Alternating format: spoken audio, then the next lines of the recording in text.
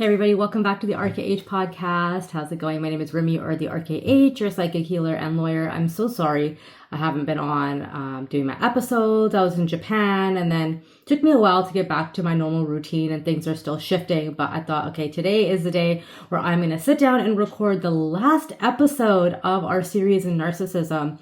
Can't believe we're already at the last episode. I do have one more that I want to record, which is how do your wounds mirror your parents' wounds? And we'll get into that in a different topic because I have some exciting guests coming onto my podcast within the next couple of months. So those episodes will be rolling out as well. And as always, if you have any suggestions, leave them in the comments, shoot me a DM, contact me. All right. So we're going to be getting into the last episode of narcissism, which is talking about the emotional roller coaster. So how do you become controlled in a relationship when there's an emotional roller coaster? As I've always said, as a disclaimer, this episode or any of these episodes are not to diagnose anybody with narcissism. It is simply to tell you patterns to look out for, as well as patterns that show up in a toxic relationship. Narcissism is a psychiatric diagnosis, and yeah, I'm not diagnosing anybody here. And let's get into it. So emotional roller coasters. I'm sure a lot of you have been on an emotional roller coaster, whether that is within your own internal world, with a toxic partner, or in a romantic relationship, or with a parent. So narcissism could even show up in a sibling. I don't think I've really said that, but you're going to know who's going to have that sort of demeanor, okay? The emotional roller coaster is meant to keep your nervous system activated. So when your nervous system is activated, you're automatically in survival mode. You're going to be going up and down, up and down, up and down, and your tolerances are going to be probably a lot less, which makes you a lot more reactive, which for a narc or toxic individual is key, because if you're reactive, they can then blame shift. We talked about blame shifting in a different episode.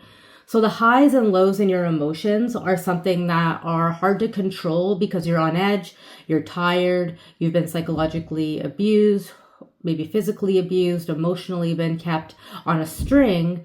And so keeping you in these highs and lows on this pendulum is a way to control you, because once you get into a happier state or a calmer state, the narcissist is going to create or orchestrate some sort of chaos to get you back into that reactive state or into the annoyed dependent state. Because what you want when you're in that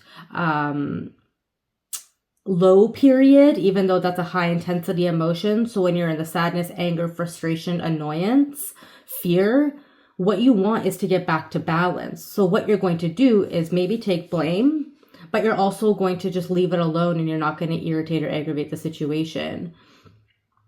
The key in these moments is to be non-reactive, but that's really hard. The only way that you become non-reactive is when you've mastered your emotions to a place to understand that this is not a healthy relationship. You'll become non-reactive when you know that this is not serving you anymore. A lot of people get to the point of non-reaction when they're ready to walk away. Okay, I've seen this in my own life. I've seen this in other people's lives. The non-reaction was a way for me to ensure I could not blame myself anymore. Right? Because even though things were not my fault or something was happening that was super catastrophic, I could still find a 1% thing in there to blame myself. And of course, I was blamed for just maybe speaking back or advocating for myself.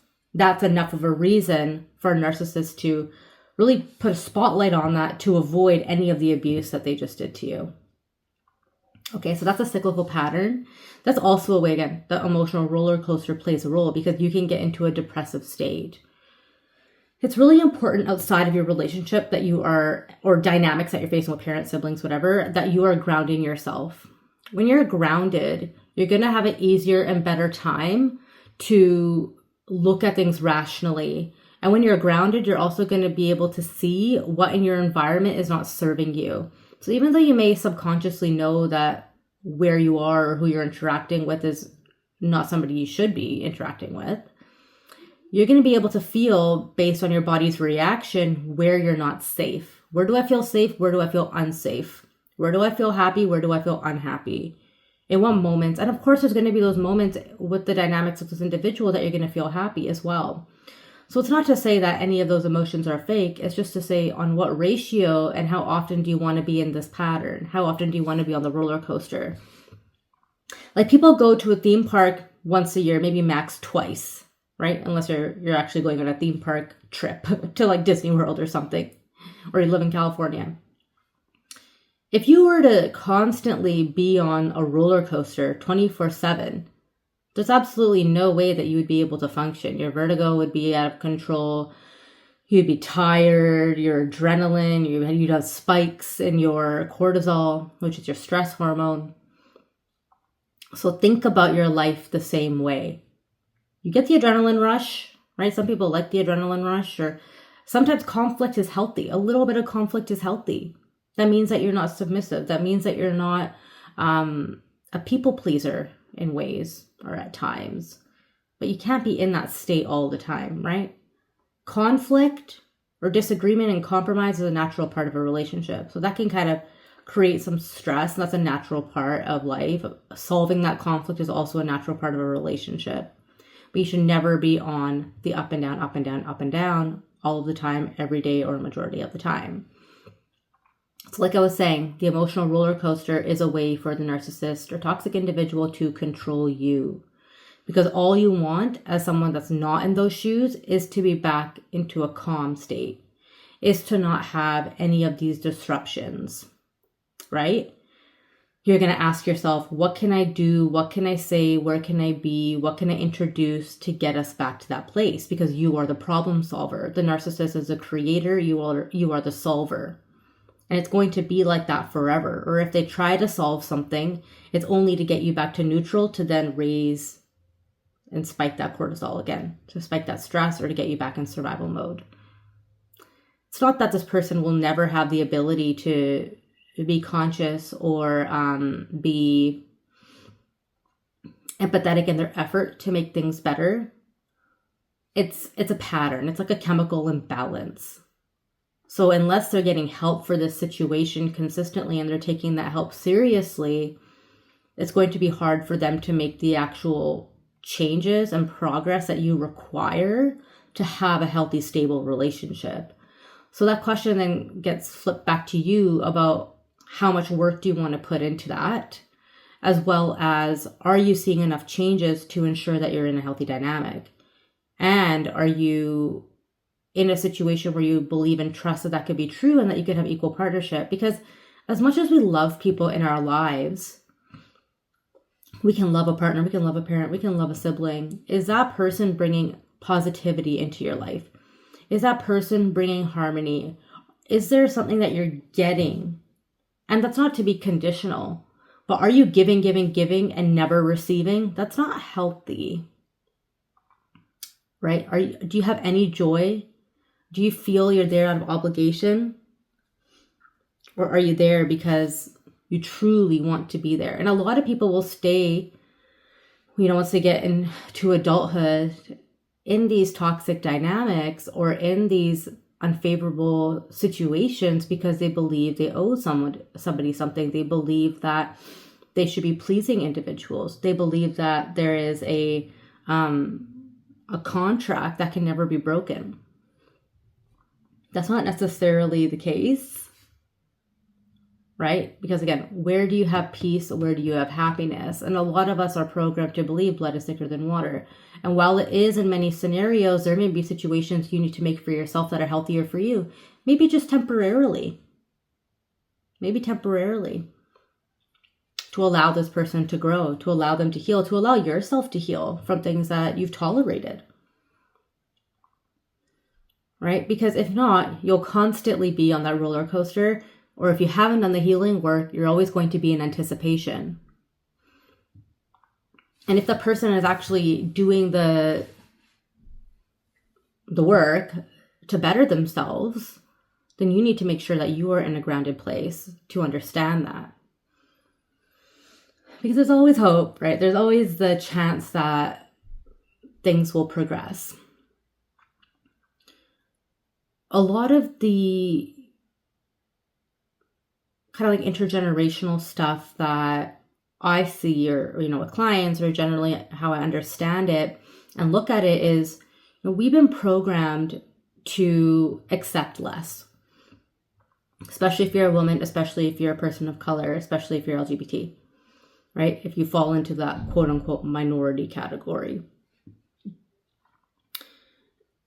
Are you a person, right, that has been heavily programmed to believe that you will always have to accept less?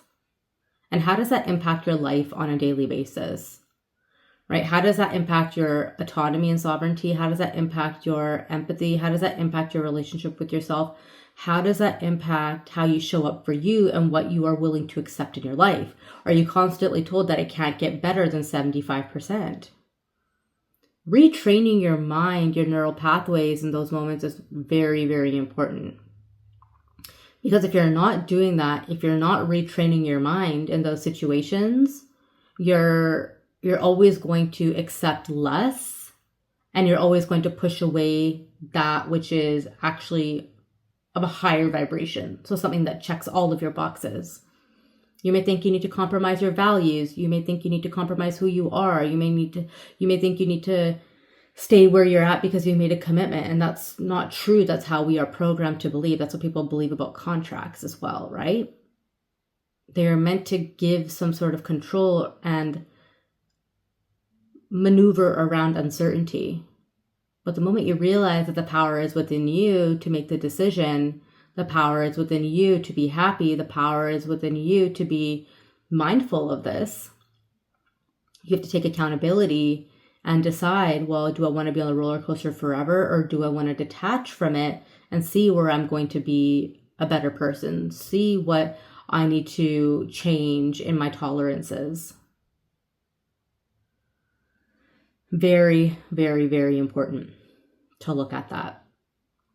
So when you feel the up and down coming, see how you are mirroring that if you are. And if you're not mirroring that, see where you need to heal to get yourself back into balance.